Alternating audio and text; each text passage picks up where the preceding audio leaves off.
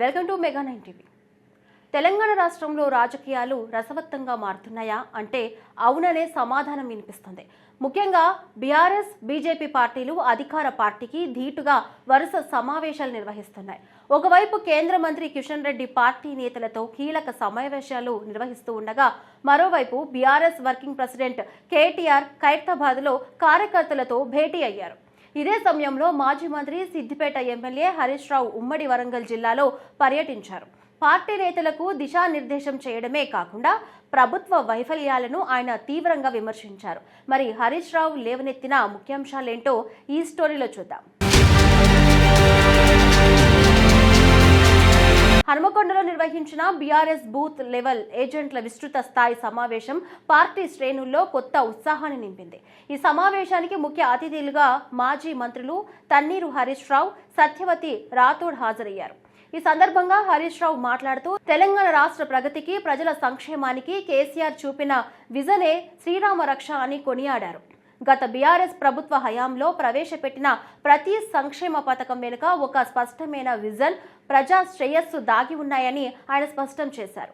వైద్యారోగ్య, విద్యా రంగాల్లో కేసీఆర్ ప్రభుత్వం తెచ్చిన విప్లవాత్మక మార్పులను హరీష్ రావు ఈ సందర్భంగా గుర్తు చేశారు.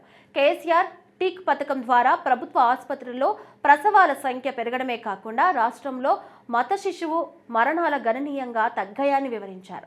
అదేవిధంగా నిరుపేద పిల్లలకు నాణ్యమైన విద్యను అందించాలనే లక్ష్యంతో వందలాది గురుకుల పాఠశాలను స్థాపించడం వల్లే నేడు ఎంతో మంది పేద విద్యార్థులు ఉన్నత చదువులు చదువుకోగలుగుతున్నారని ఆయన అన్నారు.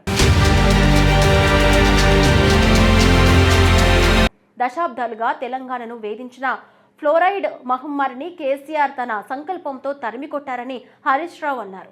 మిషన్ భగీరథ పథకం ద్వారా ప్రతి ఇంటికి స్వచ్ఛమైన త్రాగునీరు అందించడం వల్లే నేడు రాష్ట్రంలో ఫ్లోరైడ్ సమస్య పూర్తిగా లేకుండా పోయిందని, ఇది కేసీఆర్ భవిష్యత్ ఆలోచనకు నిదర్శనమని వ్యాఖ్యానించారు.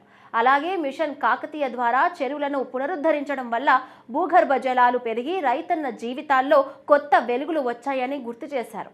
వ్యవసాయ రంగాన్ని పండుగలా మార్చిన ఘనత బీఆర్ఎస్ ప్రభుత్వానిదేనని హరీష్ రావు కొనియాడారు. రైతు బంధు ద్వారా పెట్టుబడి సాయం, రైతు బీమా ద్వారా కుటుంబాలకు ధీమా మరియు భారీ ఇరిగేషన్ ప్రాజెక్టుల ద్వారా సాగునీరు అందించడం వల్లే గతంలో ఎండాకాలంలోనూ తెలంగాణ పచ్చని పంటలతో కలకలలాడిందని చెప్పారు. కేసీఆర్ విజన్ వల్ల, ఈ పథకాల సమర్థవంతమైన అమలు వల్లే రాష్ట్రంలో రైతు ఆత్మహత్యలు అనేవి లేకుండా పోయాయని ఆయన స్పష్టం చేశారు. రాబోయే రోజుల్లో ఈ అభివృద్ధిని ప్రజల్లోకి బలంగా తీసుకెళ్లాలని బూత్ లెవెల్ ఏజెంట్లకు ఆయన దిశానిర్దేశం చేశారు. మొత్తానికి హరీష్ రావు జిల్లాలో పర్యటిస్తూ కేసీఆర్ మార్క్ పాలన ప్రజల్లోకి తీసుకెళ్లే ప్రయత్నం చేస్తున్నారు. బీఆర్ఎస్ హయాంలో జరిగిన సంక్షేమం, అభివృద్ధిని బూత్ స్థాయి నుంచే ప్రజల్లోకి బలంగా తీసుకెళ్లడం ద్వారా కాంగ్రెస్ ప్రభుత్వ వైఫల్యాలను ఎండగట్టవచ్చని గులాబీ శ్రేణులకు దిశానిర్దేశం చేశారు.